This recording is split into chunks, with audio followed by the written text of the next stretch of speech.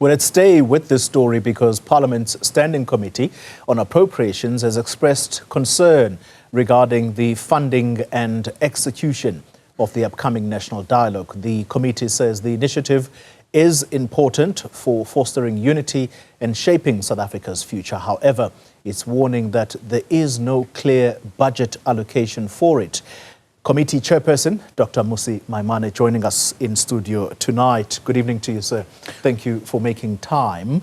You are worried as a committee, but the organizing committee that played in that insert, they're clear that they're not in the least bit worried because for them, 60% of monies are going to come from government, 40% will come in cash, donations, and what have you.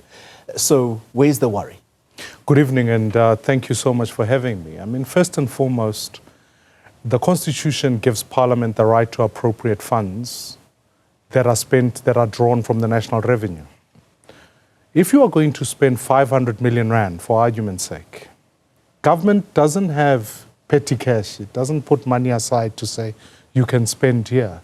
What government does is that it tables a Division of Revenue Bill and an Appropriations Bill. Both those bills have been debated in Parliament, and I chair the committee. I do not remember seeing an item called the National Dialogue, which means in essence that sure, National Treasury can make a decision to say this is a special event that is taking place. We are going to do what is called viaments.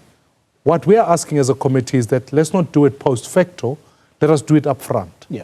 So that firstly, we know which vote it comes from. If it's from vote 1, which is the presidency vote, the presidency vote is just over R1 billion. So if you spend R500 million, that is significant. Any member of parliament who voted in good conscience to say, I know the programs of the presidency, then is now being told money is going to be diverted for the national dialogue.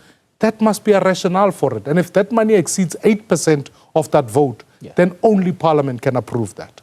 And in multiple ways. So ultimately, it's not only just knowing where the money is going to come from, it's also knowing what is being cancelled in its place. Because there are programs that were allocated when we voted for the budget. Therefore, you must be able to tell us you've stopped either the presidential employment stimulus or you've stopped X or you've stopped Y to fund the national dialogue. Okay, so two people then appear to be your targets. It's the president and the Minister of Finance. What are you asking of them? I'm asking the Minister of Finance through National Treasury to come before the committee to explain to us where the funds are coming from. Secondly, I'm asking the presidency, as it's the anchoring committee that has been driving the program, which programs of its own funds, of the vote that we gave the presidency, which ones are being shut? And ultimately, the integrity of the process. If it's a 60-40 spend, it's irrelevant how you split it.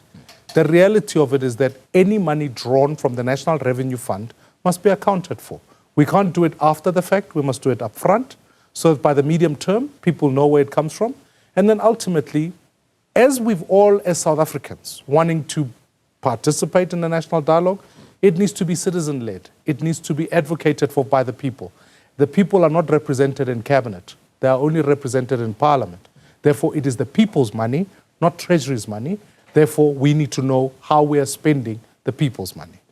How worried are you by the stance taken by the legacy foundations to say this is becoming more and more government-led as opposed to citizens-led, and therefore we are going to take a step back, we're going to withdraw?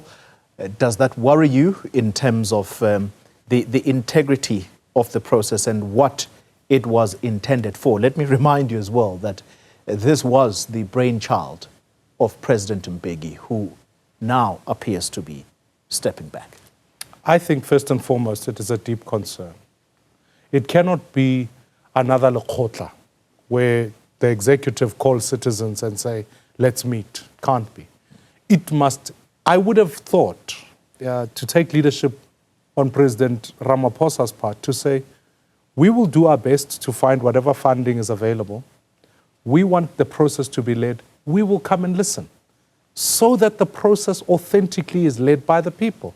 So the concerns that the legacy foundations are raising is absolutely crucial for the integrity of the process. And their withdrawal signals something deeply concerning. And therefore, my call today is to say, let the presidency meet with all the foundations. Let us ensure that they participate. Let us hear the issues that are being raised. And ultimately, I endorse a view that says, for the integrity of this process, let all transparency, whether the origins of funds, the spending of funds, the leadership, that is, it should be citizen-led. And ultimately, post this, it cannot just be an owned outcome by the government, because it might as well be the government's manifesto. It must be a guiding document or a guiding vision owned by all the people of South Africa. And they must then feel comfortable that they are not sponsoring a national monologue, but they are sponsoring a national dialogue. Let me borrow from you the word you used, endorsement. There was the announcement of eminent persons. We all saw them on national TV being introduced. Do you endorse that panel of people that would form part of this national dialogue? Or do you once again feel that this is government overtaking what should be a citizen-led process? Do those people represent all sections of society, basically? Well, here's a national dialogue all over the world. You think about where they've been convened successfully, have taken place post a major crisis, whether it's a war, whether it's a genocide. And so nations gather themselves around post-crisis to say, let's do something. What is the crisis in South Africa? I would argue one of the big crises is youth unemployment. Where are the young people in that eminent persons discussion? Where are they? Are you going to create solutions for young people without young people? So the list can be a bunch of South Africans, which are well respected. But I would argue that often you create the duality in South Africa where the elite believe they can tell the rest of society what society must do. We must invite young people. We must invite those who are facing the most ultimate crisis, which is gender-based violence. Where are the ordinary women that must be in the panel?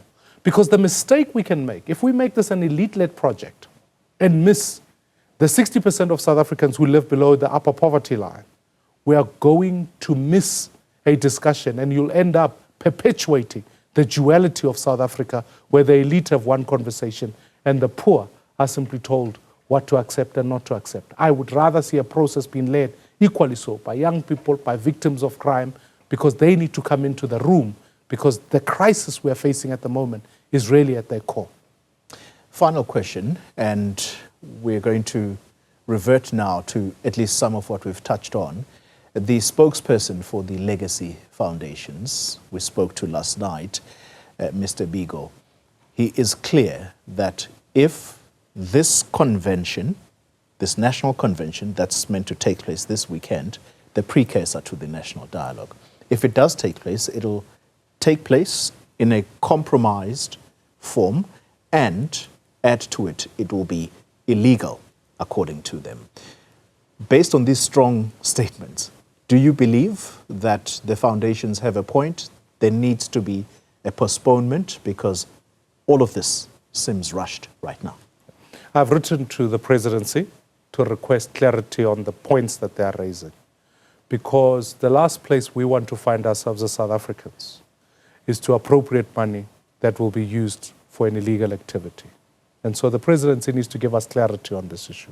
Clarity on citizen leadership, clarity on what they mean in terms of what is the transparency component, because at the end of the day, we need to know all of those things. And so that these concerns are raised. I don't think it's abnormal or irrational for the legacy foundations to raise the questions they are raising. After all, they were some of the initiators of the dialogue. So it is correct that they raise issues. And if this process cannot be questioned, and ultimately we just simply rubber stamp it, railroad it, then I think it will lose its integrity. And I can assure you, it won't just be the legacy foundations that will withdraw.